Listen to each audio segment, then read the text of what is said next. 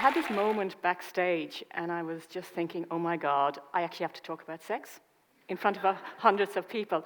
And all I could see was my dad turning in his grave, saying, we did not send you to the nuns to be educated to talk about sex in a room full of people. Well, anyway, it is what it is, and here I am, and I am going to talk about it. So before I'm Irish, obviously. Well, it's not maybe not be obvious, but I am Irish. So we do like to have a bit of a chat, and we like to have a bit of a laugh. So I thought it'd be probably pretty good if I got 3 serious messages out before I kind of start my presentation. And the first one is that money is a taboo subject. We don't talk about it. Like, we just don't. It's also become invisible.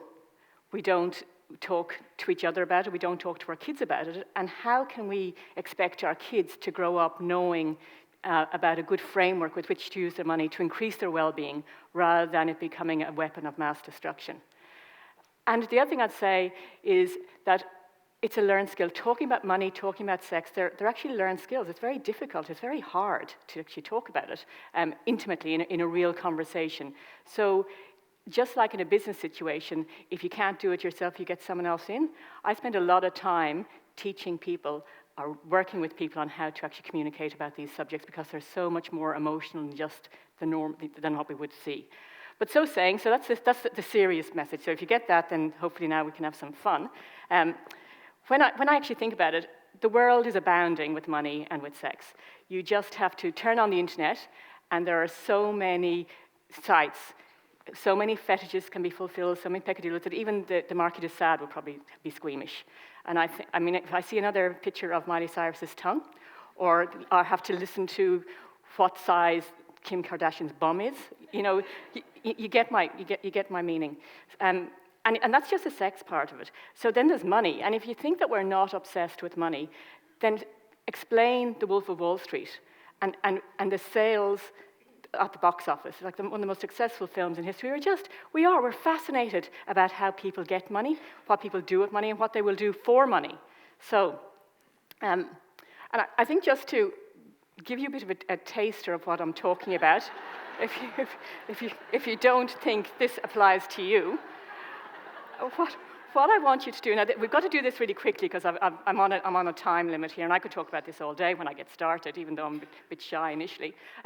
I want you to turn to the person next to you. Even better if you don't know them, just say hello first, maybe your name. So this is, okay. So, no, you're not going to have sex with the person next to you, it's okay. So, but what we're going to do is we're going to have a conversation. And damn it, I see there's someone there already disappointed. So I'll give you 3 things to talk about. So the first question I want to talk, and this is not because the Swans beat Geelong last night by 110 points. This has nothing got to do with that. This is just talk to the person next to you about your favorite sports team or the person behind you. And if anyone's lonely, they can come up and talk to me. But so the first topic is your favorite sports team. Wow. Okay, second topic. Okay, I know you're Australian, but God, come on. Okay, the second topic is your least favorite relative. Everyone has a least favorite relative, and you're allowed to talk about your mother-in-law. So, are we still talking sport? I knew this was a bad idea. Bad idea. All right, so Thank you. I wish I could do that. Okay, so this last topic I want you to talk about, and we'll see how I go. And I'll actually give you a choice because this is a bit harder. So you've got a choice. You can either tell the person next to you how much you earn, or you can tell them how much you owe on your credit card.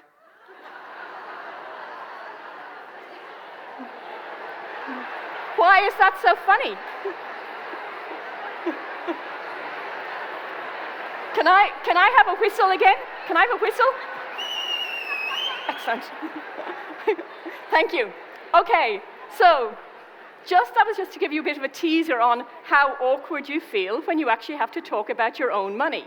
Because it's fine to talk about the Wolf of Wall Street, or it's fine to talk about Kim Kardashian's bum, or whoever it is you happen to like at a time. But when we actually talk about our own stuff, it's so much harder. And I didn't even ask you what your favorite sexual position is, or or when you last had sex, and does your partner know that you had sex when you were having sex? I didn't ask any of those questions. So this is tough.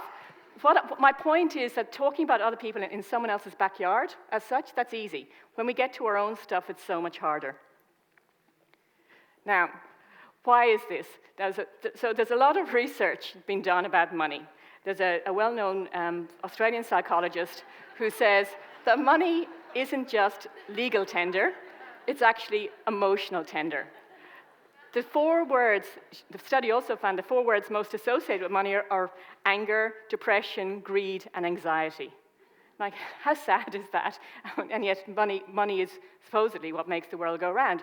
And I look back at my childhood, and I came from Ireland, and it was kind of hard. The economy wasn't great, and my parents sent me to a private school education. But what they didn't realize is when you're at a private school, if you don't have the accessories to go with private school education, it really affects your self-worth, especially when you're 12 years of age. And for 5 years, I was reminded every day that, you know, my parents didn't have money, or my clothes were a bit daggy, or, well, they still are, but that's beside the point. But for me, it became a measure of my self-worth. And that's what society can do to us if we let it. So I decided at a young age that I was going to make money because I thought if I have money, people are going to like me. Now, it's debatable, but that was the logic of a 12-year-old. And I look what's changed now. Even the language we use around money, if a wealthy person is rude or ignorant, we just say he's eccentric. You take away the millions and he's mentally ill. You know, we make allowances for wealthy people. And again, I ask why? And it is about the fact that the meaning that we give to money and what it is we think about it. So when you actually put money into the context of a relationship, it becomes even more complex. And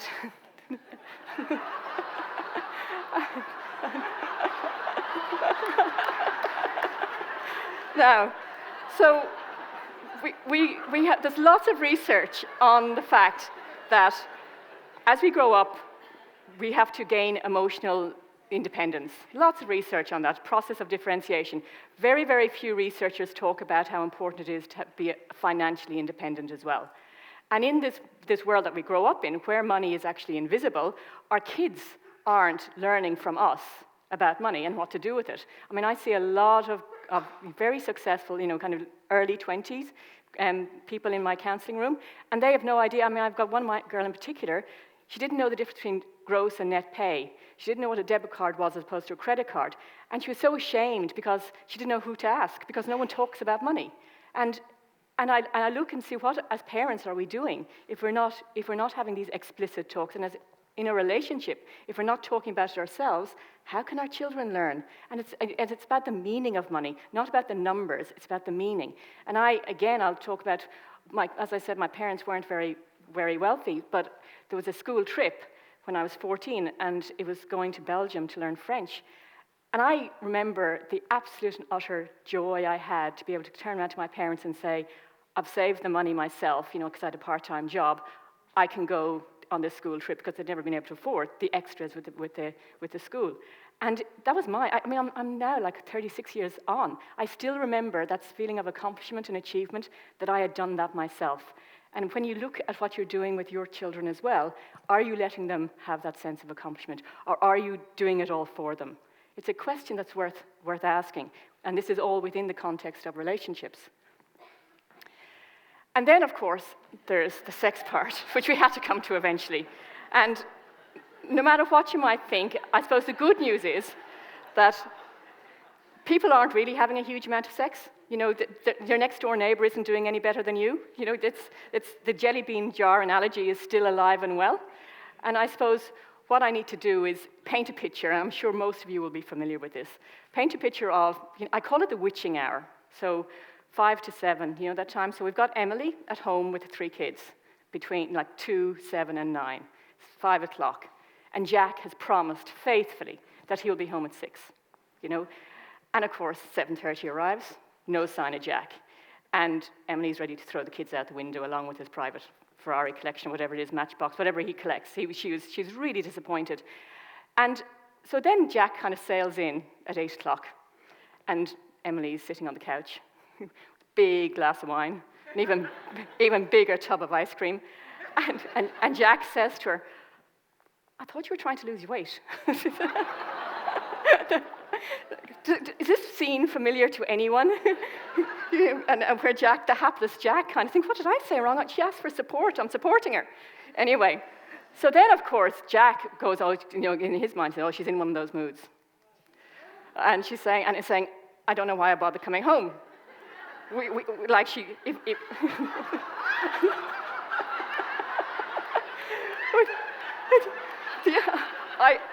Seriously, if I put money in her bank account and employed a nanny, she wouldn't even know whether I'm here or not. Like, everything goes on, and all I am is a cash cow. She's not interested. The action I've had in the last 2 years, I can count on one hand. This is just not right. And so what does Jack do? Jack then starts pulling on the purse strings, because that's the only way that he can feel empowered. And this, it is funny, and of course, this is a good way to talk about serious subjects is to bring a bit of humor into it. But it is a really familiar thing. And one of the reasons it happens is that within a relationship, and especially in the society that we live in, he or she who earns the money has the power. And an awful lot of times, there hasn't been a conversation about who is actually going to give up work when the kids come along. There's assumptions there.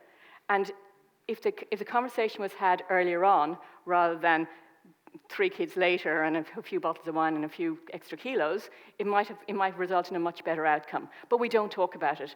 And it really does lead to resentment. And so if you were to take this kind of in context, so money and sex, excuse the pun, and this is a bad one, but I'll put it out there anyway. They should be great lubricants in a relationship, but they're not. They actually do become weapons, or can become weapons of mass destruction. And that is because we do not talk to our partners about them, either before we get into a relationship, during a relationship, or even afterwards it becomes even worse. And a lot of that is because we don't even know what it means to us. We don't stand back from life and ask, what is it that money means to me? Does it mean freedom? Does it mean choice? Does it mean giving back? We don't ask what sex means. Is it intimacy? Is it power? Do I want more of it? Do I want less of it? What kind of do I want? We don't even know ourselves. So then how, when we're in the middle of a relationship, can we then start talking about it? And it's much harder to do it 10 years into a relationship than it is to do it in the beginning. Because suddenly if someone appears interested in money 10 years on, when they've never shown interest before, it's, oh, what's going on here? They obviously don't trust me, or is there someone else, or what's going to happen? If you think this isn't right, there's a survey done in the States recently, 2,000 couples. 1 in 3 people lied to their partners about money. It's a fact. And I ask you to look at yourself. How many times have you bought something and kind of put it in the back of the wardrobe and then brought it out again and said, oh, I've had this for years? We all do it. Why do we do it? It's a good question. Start asking. So what I would say is, what can we do about it? Because it's not all, obviously, it's not all slit your wrist time. These are real problems. And unfortunately for most people, you go to an accountant or a financial planner and they really don't do emotion. I don't know if you've ever had an emotional accountant. I haven't. But you also go to your therapist and they don't do money. Like, they really don't do money. It's kind of, oh no, we get the emotions right, the money will follow. No, they're so intertwined. They are a very, very powerful force within a relationship. The research says the biggest cause of relationship breakdown is money. Arguments about money and money issues. In Australia and in America, that's what the research says, but we don't talk about it because we can't talk about it. All right, so I thought we could just do a few quick tips, what you can do to improve your relationship, how to talk about stuff. And it is about creating rituals. If you can't do this yourself, get someone to help you do it. But first one is your values. We cannot have a conversation about anything unless we know where we stand ourselves, and unless we know what is important to us and what we are prepared to compromise and what we are prepared to give up. That's important. And then we can start talking to our partners and our children about values. And there's we've developed these cards, and the reason we developed the cards is because it's very buzzy at the moment to talk about values. But I bet you if I asked around the room, what is your values, they're kind of a bit, don't know. So getting tools that are tangible, that can talk about stuff without causing an argument in the family, because the worst thing is you start going into these topics and then suddenly all hell breaks loose. So if you can't do it, find someone to do it with you. Respect and understand difference. Don't assume that your partner thinks the same way as you do. don't assume, even if you've been married for 30 years, that they think the same way about things. They probably don't. And especially around money, some people, and all their backgrounds will come into it as well, what went on in their family of origin. Financial independence. Now I am passionate about this. This is about the person who gives up work in a relationship can very easily lose their financial independence. And that's not about they're not having a right to half the money. It's about other things get in the way. I mean, how many of you are guilty of never going to see the accountant with your partner or the lawyer or the financial planner because, oh, I've got to go to ballet or I've got to go to, there's other stuff that gets in the way. But the new poor in Australia are educated 40-year-old women who have given up their careers to look after their kids. That's a fact. And with 1 in 3 marriages ending in divorce, you're far better off doing this within the marriage than having to learn about it outside the marriage. Assume the joint financial responsibility. Just because you've given up paid work doesn't mean you can give up your responsibilities around money. Women, on average, live 10 years younger than men. So this is about learning it in the right place. The magic ratio, I love this. This is studies, this is based on John Gottman's relationship theory. For every 5 negative things you say to your partner, for every 1 negative thing you say to your partner, you have to say 5 nice things. Now, this is really hard, because when life is going on all right, okay, we tend to get easy, get complacent. What I'm saying is when things get stressed, it's very easy to kind of, oh my God, how incompetent are you? And, it just comes out because we're stressed, we don't act at our best. So saying the 5 nice things is about building up an emotional positive reservoir so that your relationship becomes more than the last fight you had. Try it, actually. I'm still trying to get my partner to say 5 nice things. He's struggling at 3. But anyway, so this is hard work. Physical intimacy. This is really important. People don't get married for a platonic relationship. Lots of platonic relationships in the world. Sex is good. Sex is really good. And in fact, the thing that you've got to understand is that women have a different sexual response to men. And I have to say, for you as Australians, you have a really bad reputation around the world of foreplay. My friend said to me when I came here 20 years ago, you're never going to experience foreplay again in your life. The hand creep doesn't count. Are you right? Doesn't count. So just understand your partner. Okay, I've got 23 seconds. So 5 languages of love. This is a great little quiz you can take online. We like to love the way we like to be loved. And I'm saying turn it around and love the way your partner loves to learn. Rosie King talks about the 5 T's: tasks, talks, tokens, time, and something else. I can't remember now because I've got 10 seconds. Look it online. So just understand how your partner likes to be loved and do it that way. Make sex. 6-second kiss. I won't ask you to do it now, but don't just do a peck on the cheek. Make it real. It might lead to somewhere, guys. And the last thing, and I would say this: if you're running a business, you would absolutely bring in help around any kind of problems you have. That's what you do. So in a relationship, don't look at it as relationship counseling. Look at it as relationship coaching, because the most devastating effect you can have on your family and on your wallet is get divorced. So start early and put the positive stuff in early, and you hopefully will live a much happier, longer life, as Tim is going to explain. He's going to just talk to you about having sex and stuff when you're older. So, as I say, that's about where I'll leave it. But your first and end point is values. Not about smoking stuff, not about drinking stuff, about having a real conversation around values. Thank you.